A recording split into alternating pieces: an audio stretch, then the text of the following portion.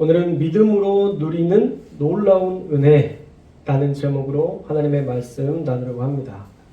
자, 오늘 말씀은 우리에게 일어난 사건, 즉 예수님을 믿음으로 누리는 은혜가 무엇인지 살펴보려고 합니다. 자, 사도 바울은요, 의롭게 됐으니까 이제 하나님과 화평을 누리자라고 말씀을 시작합니다. 우리 1절의 말씀 함께 읽겠습니다. 1절 말씀 시작. 그러므로 우리가 믿음으로 의롭다 하심을 받았으니 우리 주 예수 그리스도로 말미암아 하나님과 화평을 누리자. 아멘. 자, 사도 바울은 우리가 하나님 앞에서 의롭다고 인정받았어. 그러니까 이제 우리 주 예수 그리스도로 말미암아 하나님과 화평을 누리는 삶을 살아보자 라고 마음껏 이 은혜를 만끽하라고 독려하는 이 사도 바울의 들떠있는 모습을 우리에게 보여주고 있습니다. 자, 그 독려 대상은 바로 로마 교회, 그리고 아직 믿음으로 예수님을 영접하지 못한 모든 사람들을 포함한 사실은 모든 이들에 대한 초청이었다는 것이죠. 그래서 삶에 희망이 없고 소망이 없는 자들에게 갑작스럽게 소망이 생기게 된 모습처럼 묘사하고 있습니다. 마치 이런 것과 같은 것 같아요. 매일 길거리에서 노숙을 하고 살아가는 노숙자에게 먹을거리도 입을거리도 없는 추위에 떨던 사람이 어떤 사람이 찾아와서는 호텔에 초대하겠다는 이야기와 더불어서 그 초대장을 주었어요. 그런데 그 말을 믿고 호텔에 찾아온 것과 같습니다. 그 초대장이 가짜가 아니라는 것을 믿고 속는 셈 치고 와 본 거죠.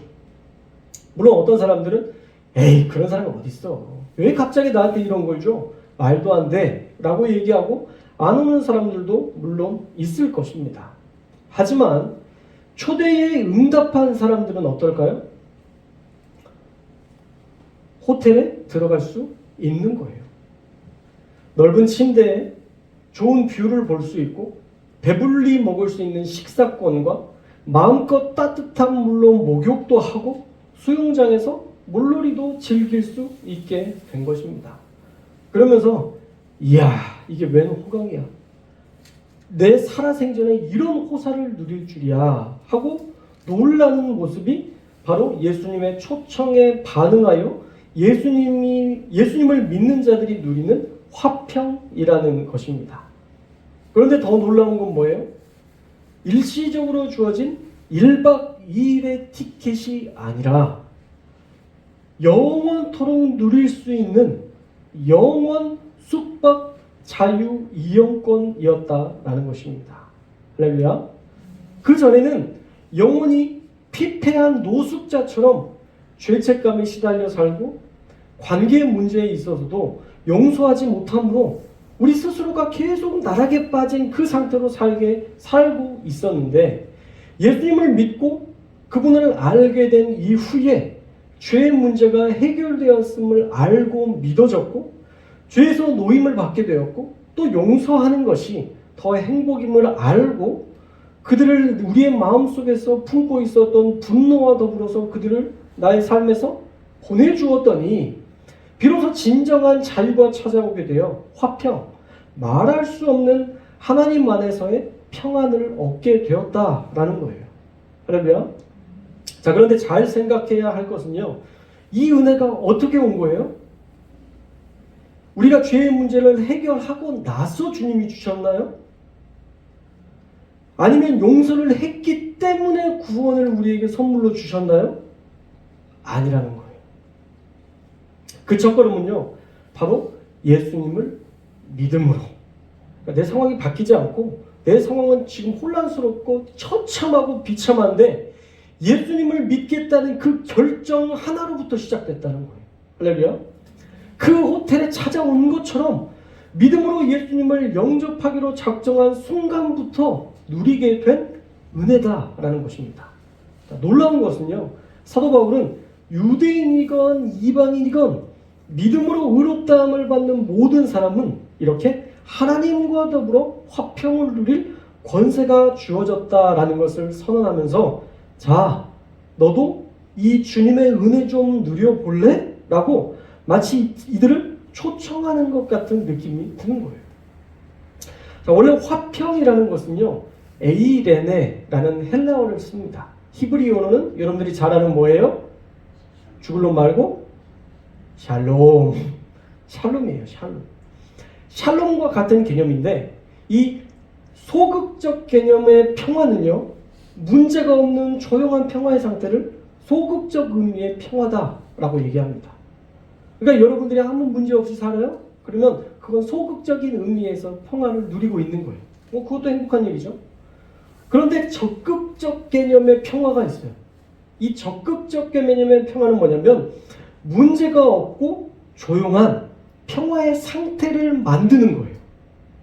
예를 들면 우리가 먹고 사는데 지장이 없어요? 여러분들이 지금 먹고 사는데 지장이 없고 여러분들이 다이어트 하려고 안 먹지 내가 먹고 싶은데 안 먹는 이런 상황이 아닌 거죠.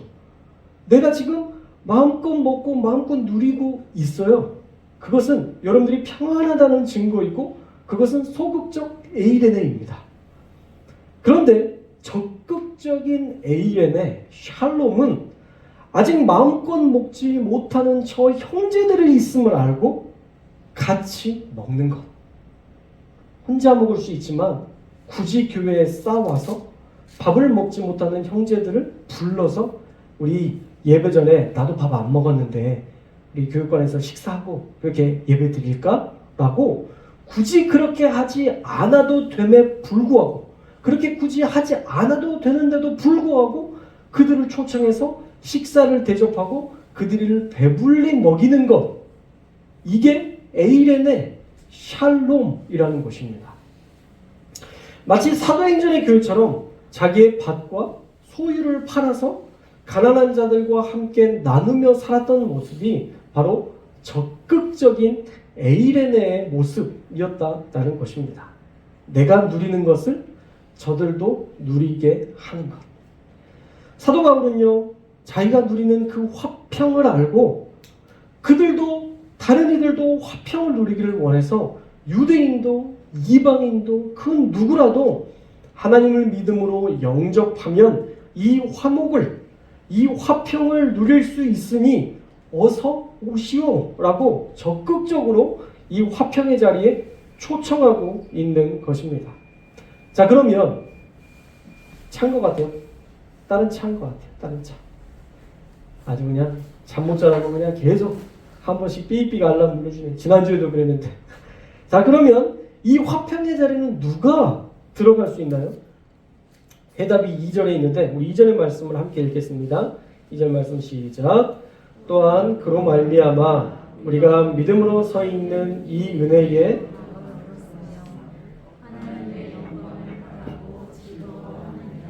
아멘. 자, 2절에서 두 가지 방법이 나오는데요. 화평의 자리로 들어갈 수 있는 두 가지 방법. 첫째는 그로 말미암아. 자, 그는 누굴까요? 예수님. 예수님으로 말미암아 바로 우리를 위해 모든 값을 치르신 예수님으로 말미암아 구원의 길이 열린 것입니다. 할렐루야. 자, 구원의 길이 내가 이뻐서 열렸어요? 내가 조금 잘나서 열렸어요? 우리가 11조를 제대로 하니까 열리던가요? 아니에요. 문을 열어주실 분이 문을 열어주시고 이제 들어올 수 있는 모든 것들을 만들어주시고 문을 활짝 열어놓으셨기 때문에 우리가 그 문에 들어갈 수 있는 거예요. 그러니까 구원은 전적인 하나님의 은혜라고 얘기할 수밖에 없는 이유는 주님께서 문을 닫으시면 들어올 수 있는 사람이 한 명도 없는 거죠. 그런데 우리 주님이 문을 열어놨는데 어떻게 열어놨어요? 활짝 열어놨어요. 따라해 볼까요? 활짝. 옛날에 부흥사목 사람들이 이런 거 되게 많이 하셨었는데, 그죠? 문을 활짝 열어놨어요. 아무나 들어오게. 다 들어올 수 있게. 문을 활짝 열어놓으셔서 누구라도 유대인 오케이, 이방인 오케이, 헬라인 오케이, 누구든 예수 그리스도의 이름을 믿기로 작정하고 그분의 그 자리에, 그 초청의 자리에 들어온 순간 그가 더럽든지 추하든지 뭔 죄를 졌든지 상관없이 질병이 있든지 없든지 상관없이 그들을 받아주신다라는 것입니다. 그래서 성경에 보면 병든 자도 오라, 마음이 상한 자도 오라, 가난한 자도 오라, 하지만 부자는 안 된다? 아니요, 부자도 오라. 하나님은 그 누구에게도 차별하지 않으시고 모든 사람, 국회의원은 구원받을 수 있을까요? 없을까요? 지금 우리의 눈으로는 맨날 싸우니까 구원받을 수 없어 보이지만 그들 역시도 하나님은 구원하시기를 원하시고 그 어떤 감옥에 있는 사람들이라 할지라도 주님은 그들을 구원하시기를 원하십니다. 할렐루야. 하나님의 대속은 예수님의 대속과 부르심에는 한계를 설정하지 않으셨고 오기만 하면 누구라도 받아주시겠다 약속하셨습니다. 그래서 그로 말미암아 예수님으로 말미암아 인류의 모든 죄를 대속해 주셨기 때문에 누구든지 구원의 대상이 될 수 있다는 것입니다. 저와 여러분이 그래서 이 자리에 나오게 된 거잖아요. 그러나 한 가지가 더 필요한데요. 따라해볼까요? 믿음에 서 있어야 한다. 우리가 예수 그리스도로 말미암아 들어가는 건 알아요. 이건 아는 거예요. 믿는 게 아니라. 먹으면 배부른다는 건 알잖아요. 근데 먹은 게 아니잖아요. 마찬가지로 예수 그리스도로 말미암아 구원받는다는 건 아는 것은요. 진짜 아는 거예요. 그것을 믿는 단계까지 나아가야 되는 것입니다. 우리가 믿어야 된다는 거예요. 모두에게 주시지만 믿음이 없으면 허락될 수 없는 것입니다. 자, 오늘 말씀해 보면 믿음으로 서 있다라고 얘기하는데 이 서 있다라는 말은요. 가까이 접근하다라는 단어인데 항구에 정박하다라는 의미로도 쓰였습니다. 항구에 정박하다. 즉 그분을 믿어야만 아는 거 말고 그분을 믿어야만 이 구원의 항구에 들어와서 닻을 내릴 수 있다는 의미가 되는 것입니다. 죄악의 폭풍과 고통의 소용돌이치는 바다로부터 우리가 안전을 누리려면 우리의 영혼의 닻을 내려야 되는데 우리의 영혼의 닻을 어디로? 돈? 명예? 권력? 아니요. 우리 예수님께 무엇으로? 믿음으로 닻을 내려야 한다는 것입니다. 할렐루야. 우리가 믿는 것이 바로 배가 휩쓸리지 않게 되는 영혼의 닻의 역할을 한다는 말씀이에요. 여러분이 믿는 것이 우리의 배가 이 풍파에서 죄악의 폭풍에서 죄책감에서 흔들리지 않고 주님께서 그 모든 죄를 해결하시고 우리의 인생의 문제들도 다 해결하시고 마침내 우리를 구원하실 것이라는 분명한 닻의 이 영혼의 닻의 역할을 하는 것이 바로 믿음이라는 것입니다. 그리고 이 은혜로 들어감을 얻었다라는 이 단어는요. 이미 소유하고 있고 계속 지속됨을 나타내는 현재 완료형으로 사용하고 있습니다. 그러니까 믿음으로 주님께 나아가는 순간부터 처음으로 주님께 나아갔던 그 순간부터 주님이 언젠가 우리를 부르실 그날까지 우리가 날마다 믿음으로 살면 우리가 놓치지 않고 가지고 있을 수 있고 사라질 일도 없다라는 거예요. 할렐루야. 그렇게 예수님으로 말미암아 우리가 구원받은 줄 알고 그 사실을 믿게 되면 자 어떤 일이 일어나느냐 2절 후반부에 나오는데요. 사도 바울은 하나님의 영광을 바라고 즐거워한다 라고 말씀하고 있어요. 할렐루야. 바울이 지금 왜 즐거워한다고요? 하나님의 영광을 보는 게 아니라 하나님의 영광을 언젠가 우리가 누릴 것이라고 바라는 것만으로도 즐겁다라고 고백하고 있어요. 그러니까 내 눈에 보여야 즐거운 게 아니라 언젠가 있을 것을 알고 즐거워한다는 거예요. 미리. 즉 하나님의 영광이 앞으로 나타날 것인데 그거면 충분히 즐거울 수 있다는 것입니다. 요즘 찬양으로 좀 표현을 하자면 주님 한 분만으로 만족합니다. 하나님 한 분이면 모든 게 만족스럽습니다. 라는 고백이에요. 여러분 정말 놀라운 고백 아닙니까? 하나님께서 나를 높여주는 그 영광이 지금 바로 내 눈앞에 나타나지 않아도 나중에 하나님을 만날 영광을 생각만 해도 나는 즐겁습니다. 이런 고백인 거예요. 지금 당장 건강이 채워지지 않아도 나중에 하나님이 우리에게 보여주실 영광이 있음을 알고 있으니 저는 지금도 웃을 수 있습니다. 이런 고백인 거예요. 사랑하는 여러분, 이런 믿음의 고백 가지고 살아가고 계십니까? 하나님 한 분만으로 만족한다고 말하는 그런 사도 바울의 믿음의 고백, 여러분들도 있으십니까? 갑작스럽게 여러분의 모든 재산이 다 사라져도 아직 우리에게 구원이 있으니 다행이야. 난 즐거움을 빼앗기지 않겠어. 라고 하실 수 있으신가요? 갑작스럽게 내 건강을 잃어도 아직 우리에게 구원이 있으니 난 여전히 즐거워. 라고 고백할 수 있으십니까? 갑작스럽게 내가 생각지도 않았던 고통과 괴로움이 우리의 가정에, 우리의 자녀들에게 찾아와도 그래도 나에게는 하나님의 구원이 있으니 나의 즐거움은 여전해 라고 고백할 수 있는 그런 믿음이 여러분에게 있으신가요? 무화과 나뭇잎이 마르고 포도 열매가 없으며 감람나무 열매 그치고 논밭에 식물이 없어도 사실은 포로 생활로 모든 것을 잃었던 그 삶의 정황들을 묘사하고 있는 그때에도 하박국 선지자처럼 난 여호와로 즐거워하리라. 나는 오직 여호와 하나님으로 즐거워하리라. 라고 만족하실 수 있으십니까? 아멘이 한 3분 정도 있는데 속으로 몰래 아멘하는 분들이 둘레, 여섯, 여덟, 둘레, 여섯, 16분 계시는 거예요. 할렐루야. 사실 쉽지 않고요. 잘 안 되는 영역으로 우리가 생각합니다.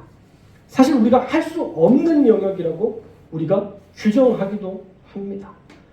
그런데 사도 바울이 바라는 영역은 우리가 생각하는 영역과 좀 달라요. 우리가 그런 문제에 실제 맞닥쳤을 때, 맞부딪혔을 때 진짜 기뻐서 난 여호와로 즐겁습니다 라고 말하지 않아도 우리 가운데 의지적으로 난 여호와로 즐거워할 것입니다.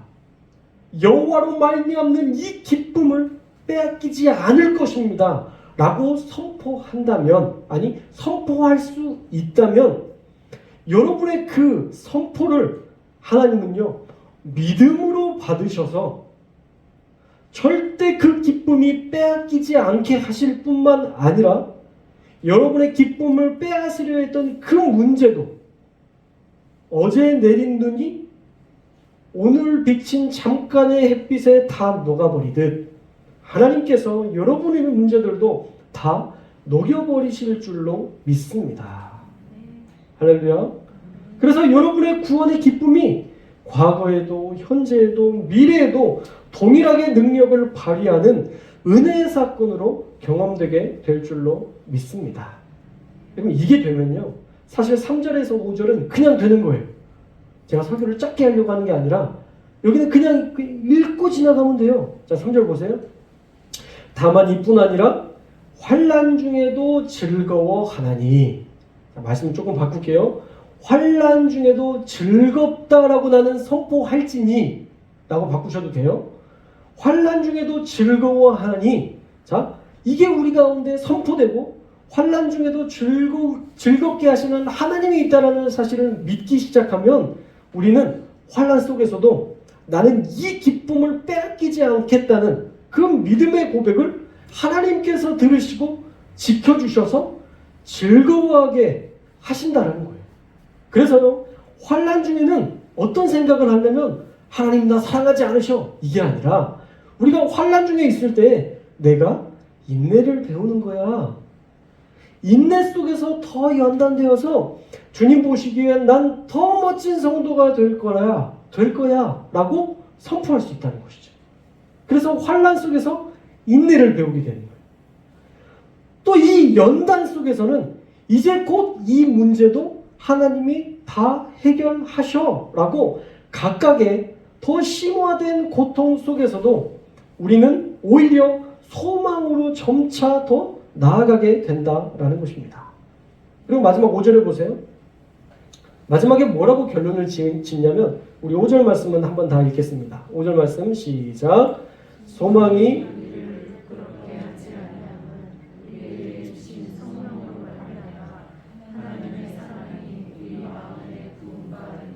아멘. 자, 소망이 우리를 어떻게 한대요? 부끄럽지 않게 할 거예요.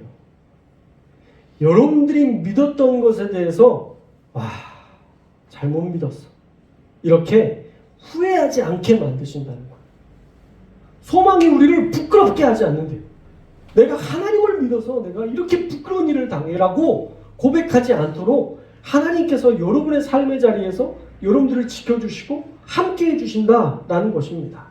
우리가 가진 소망이 하나님을 향한 믿음이 절대 헛된 망상이나 허상으로 끝나지 않게 하나님께서 지키시겠다라는 것입니다. 왜요? 5절 말씀에 또 답이 나오죠. 소망이 우리를 부끄럽게 하지 아니함은 우리에게 주신 성령으로 말미암아 하나님의 사랑이 우리의 마음에 부은 바 됨이니.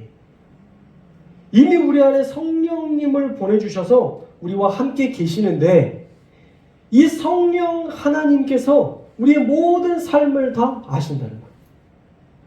그리고 하나님의 사랑도 넘치듯이 부어주셔서 우리의 마음에 부은 바 됨이니 넘치듯 부어주시기 때문에 우리의 소망이 부끄럽게 끝나지 않을 것이라는 것입니다. 더 쉽게 말하면 하나님의 영광을 바라고 즐거워하면 우리 안에 계신 성령님이 그 마음을 알고 하나님의 사랑을 넘치듯 부어주시겠다라는 약속의 말씀이기도 합니다. 자, 그렇다면 이 사랑은 뭐예요? 우리가 이 사랑을 다양하게 해석할 수 있겠죠? 자, 엄마의 사랑으로 한번 우리가 비유적으로 생각해 보면 좋을 것 같은데, 자, 엄마의 사랑은 밥을 차려주는 것이 사랑일 수 있습니다. 그렇죠? 여러분들 자녀들에게 어렸을 때 사랑하는 마음으로 밥을 차려주기도 했고, 아이들이 좀 상처받았다고 하면 정성스럽게 더 맛있게 밥을 해서 우리 아들이, 우리 딸이 이거라도 먹고 좀 힘을 냈으면 좋겠다는 마음으로, 격려하는 마음으로 여러분들이 밥을 지었잖아요. 여러분, 그게 단순히 밥을 짓는 행위가 아니라 사랑이라고 표현할 수 있는 것이죠. 또 안아주는 것이 사랑일 수 있습니다.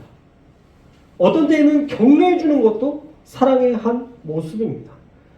그런데 자녀에게 필요한 것을 공급해주는 것, 자녀에게 필요한 것을 공급해주는 것도 사실은 사랑이에요. 학교에서 필요한 것을 사주는 것, 사랑이죠. 원하는 옷을 사주는 것, 이건 사랑입니다. 하나님이 사랑하신다면 자녀된 우리의 문제를 해결하심으로 자신의 사랑을 우리에게 보여주신다라는 거예요. 또 해결되지 않은 고통의 자리에서 우리 주님이 함께 멍하니 앉아서 우리의 등을 토닥여 주시는 것도 사랑입니다. 주님은 우리가 정말 원하는 그것을 성령님께서 우리 안에 계시니까 다 아셔서 우리에게 꼭 필요한 것을 사랑하시는 그 마음으로 필요를 채워주신다라는 거예요. 우리의 남편은 우리의 필요를 모르죠. 내가 언제 이거 해달라고 그랬어? 내가 진짜 원하는 게 뭔지 몰라? 라고 답답한 마음이 들 수 있지만 아내들은 내가 진짜 원하는 것이 무엇인지 몰라서 남편들은 그냥 에이 산이나 오르자 등산하면서 내 마음을 추스려야 되겠지만 우리 성령 하나님은 여러분 안에 각자의 여러분의 마음 가운데 임재하셔서 여러분의 모든 것들을 카운셀러 상담하시고 위로하시고 여러분의 삶의 모든 것들을 아시는 분이기 때문에 여러분의 필요를 채워줌으로써 하나님의 사랑을 여러분들 각자에게 보여주신다라는 거예요. 그러니까 여러분 믿음으로 누리는 은혜가 얼마나 많습니까? 우리가 믿음으로 말미암아 구원을 받기도 하고요.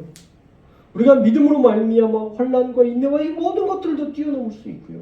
소망이 부끄럽지 않게 될 것이고요. 우리가 믿음으로 말미암아 하나님의 그 사랑, 우리를 얼마나 사랑하시는지, 우리를 얼마나 세세하게 관심 갖고 사랑하시는지를 우리가 우리의 삶의 자리에서 누리게 되는 이런 놀라운 축복들도 경험할 수 있다는 거예요. 그러니까 우리 믿음으로 누리는 게 얼마나 많아요. 그러니까 믿어야 하지 않겠어요? 할렐루야. 열심히 은혜를 얻기 위해서 성경 통독 100독을 하라고 하면 힘들죠. 그거 어떻게 해요? 1독도 지금 2독도 지금 1년 동안 힘들게 해왔는데 100독을 해야만 너의 그 기도에 응답해 줄게 라고 한다면 얼마나 힘든 일이에요. 100독을 해야만 하나님의 사랑을 받을 수 있다고 하면 얼마나 힘든 일입니까? 너희가 은혜를 얻기 위하여 저 청량산에 올라가서 매일마다 냉수마차를 하면서 너희 정신통일을 하여라 라고 얘기한다고 하면 우리 은혜를 얻기 위한 일들이 너무 힘들고 괴로운 일이에요. 그런데 그분이 하실 수 있다는 믿음으로만 살면 되는데 여러분 그 쉬운 걸 못해요?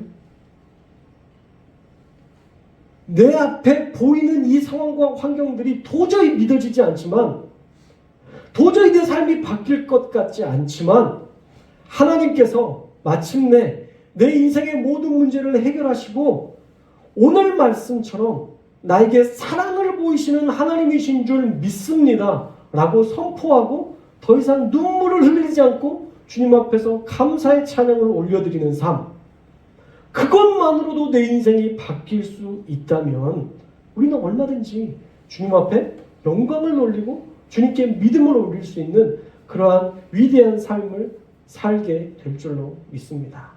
자, 사랑의 정의가 되게 넓었었잖아요. 하나님의 사랑의 정의가. 여러분 믿음의 정의도 되게 넓어요. 여러분 믿는다는 것 자체에 대한 어떤 우리의 수식어가 간절함하고 좀 연결이 됩니다. 그래서 간절해야 제대로 믿는 것 같아요. 그렇죠? 근데 여러분이 이 예배 자리에 나왔다는 것도 저는 믿음으로 하나님께서 여겨주신다 믿습니다. 믿음이 없는데 어떻게 교회에 나와요? 여러분들이 어쩌면 의심하는 마음을 가지고 기도할 때도 있잖아요. 하나님 이건 안 될 것 같지만 그래도 제가 하나님 앞에 기도는 해요. 하나님이 그 기도도 믿음으로 받으십니다. 저기 문을 열어야 예수님이 계신다는 것을 알고 믿는 것, 그것도 믿음이지만 저기에 예수님이 계실지 안 계실지는 잘 모르겠지만 계신다고 하시니 제가 저 문을 향하여 걸어가겠습니다 라고 걸어가는 것도 믿음이에요. 우리가 믿음의 영역을 너무 간절함, 사랑의 영역을 너무 간절함으로 국한해서 살아가기 때문에 우리가 안 하고 있는 것 같아요. 우리 나름의 뭔가는 하지만 만족스럽지 않아. 내가 믿음으로 뭔가는 하는 것 같은데도 이게 마치 나에게 이것밖에 못한 것 때문에 우리 가운데 느껴지는 어떤 죄책감. 왜 하는데도 죄책감을 느껴요? 그건 하나님이 원하시는 사랑의 모습, 믿음의 모습이 될 수 없는 것입니다. 걸어오는 것도 믿음인 줄로 믿습니다.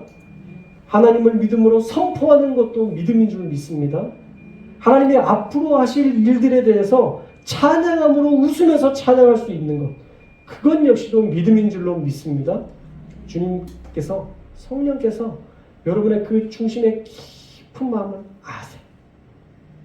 믿음인지 사랑인지 소망인지 아세요. 그러니까 여러분들은 의심하지 말고 이걸 믿음으로 생각하고 하나님 앞에 계속 올려드리는 거예요. 그러면 판단은 하나님이 하실 거예요. 믿음이 아니었다면 하나님이 또 다른 방식으로 믿음으로 바꾸실 거예요. 제가 기도에 대해서도 그렇게 얘기했잖아요. 원망하더라도 교회 나와서 기도하시면서 원망하십시오. 여러분 하나님 앞에 한번 기도하시면서 불평해 보세요. 진심으로 불평해 보세요. 하나님이 그 기도를 바꾸세요. 처음에는 불평이었지만 원망이었지만 점점 회개로 바꾸게 하시고요. 다시 그걸 믿음으로 바꾸시고요. 나중에 소망으로 바꿔주시는 거예요. 그러니 우리가 해야 될 것은 무엇이냐면 믿음으로 선포하고 믿음으로 기다리고 믿음으로 즐거워하고 나에게 아직 구원이 남았으니까 됐어 하하하하 웃을 수 있는 그 작은 여유로움만 여러분들이 가지고 있다면 우리는 이미 믿음으로 살고 있다는 증거를 가진 자인 줄로 믿습니다. 사랑하는 여러분, 오늘 말씀의 제목 믿음으로 누리는 놀라운 은혜.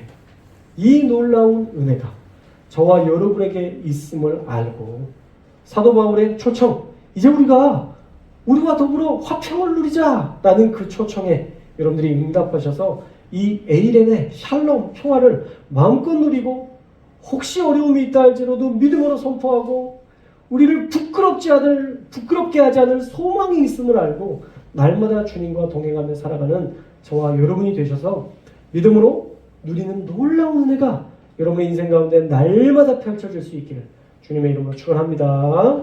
기도하겠습니다.